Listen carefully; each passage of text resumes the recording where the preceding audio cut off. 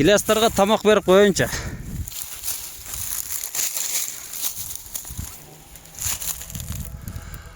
Алыс жерде жашап, иштеп, жашап жүргөндөргө кайрылуу. Мекенди сагынсаңыздар керек. Балким абасынан бир кана жутсам деп арман кылып жүргөндөр дагы болса керек. Биз Кудайга шүгүр, айылда жатабыз. Айылыбыз тып-тынч. Мына сиздер сагынган айыл. Бул жактан жөө туман каптап келатат. Көрүндү да сиздерге. Балким жөө туман эмес, бул түтүн десем ишенсеңиздер керек. Бул айылдан чыккан, өрттөлгөн бүт органиканы өрттөп аткан адамдар. Бул түтүндөр эртең күн бузулат деп жогору карай көтөрүлө албастан жөө жалаңдап үйлөрдү аралап, үйлөрдүн ичине кирип атат. Мына ушул өрттөлүп аткан нерселер азыр жакындатып балким көрсөтөм. Бул үйдөн эмес, же моордон эмес. Бул огороддон чыгып өрттөлүп аткан органикалар.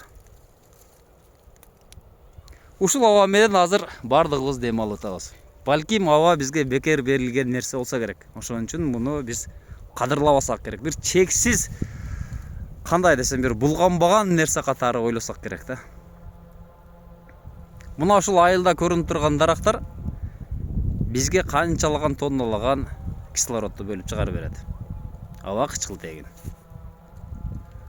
Эгерде мына ушул дарактар бардыгы Wi-Fi чачып бизге пайда келтире баштаганда, анда биз муну бардык жерге отургузат элек. Анткени ал бизге пайда берип башталмак. Аттың бул дарактар бизге болгону кислородду гана дем алыш үчүн чыгарып жатат. Мына ошондой туугандар. Темабызга кайтып келели. Мына ушул өрттөлүп аткан газан, жалбырак, чөп, мушкурт, кыскасы органиканын бардыгы жерде жашап аткан көзгө көрүнмөгөн микроорганизмдер үчүн өтө чоң пайда келтирмек.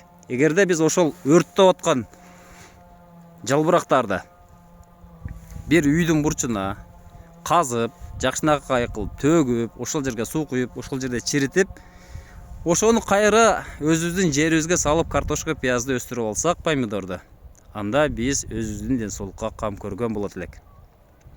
Азыр микроорганизмдердин канчалык ден соолукка пайдалуу, же болбосо табиятта кандай орду бар экендигин сүйлөшөлү туугандар. Мына ушул аки таштуу тала кайрак жерде көбүнчө жер өлүк болот.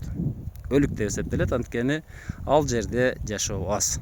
Болсо да сейрек. Азыр мына ушул кайрак жерге тигилген гиласыбыз, жылыга бул жерге жалбырак, чөп, мына ушул сиздер өрттөп аткан чөптөрдү, казандарды мына ушул жерге төгүп коебуз. Азыр сиздерге ачып көрсөтөйүн. Мына ушул азыр мен казып аткан жерде көзгө көрүнбөгөн миллиардтаган жандыктар бар. Көзгө көрүнбөйт. Мына ушул 1 сантиметр кубта кеминде 1 миллион микроорганизм бар. Мына ушул микроорганизмдер тамак жок болсо жашай албайт. Мына ушул тамак дегеним, мына ушул чиринди органиканын бардыгы булар үчүн тамак болуп эсептелет. Булардын бизге кандай пайдасы бар? Сиздерге азыр мен ошону эсептеп айтып берейин. Туугандар, бул микроорганизм бул жерде эң биринчи сууну жакшы сактап берет бизге. Ошондой эле бул жерде жерди жумшак кылып кармап турат. Жерге абанын кирүүсүн шарттап турат. Андан тышкары жердин структурасын булар бөлүк-бөлүккө бөлүп турат. Бул жерде эгерде сиздер салган фосфор, селитра, мына ушулардын жардамы аркылуу гана тамырга сиңет. Тамырдын дем алуусун, тамырдын тамактанышын мына ушулар сөзсүз камсыз кылып турат экен. Быйыл бул жерге мисалы үчүн мына ушундай тамак салсаңыз, кийинки жылга мындай болуп майда болуп бөлүктөргө бөлүнүп калат. Булар мына майда гиластын тамыры булар аркылуу сорулуп бизге татынакай болгон гиластарды, мөмө жемиштерди берет.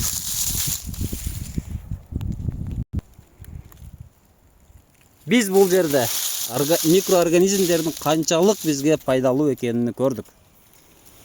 Туугандар, мына ушул өрттөп аткан нерсеңерди өрттөбөгүлөчү. Сураныч. Багастыруу Кыргызстан каналын качан ачкан болсом, жылыга бул нерсени айтам. Жылыга кайталайм. Бирок эч кандай бир жыйынтык жок. Туугандар, өрттөбөгүлөчү Сураныч.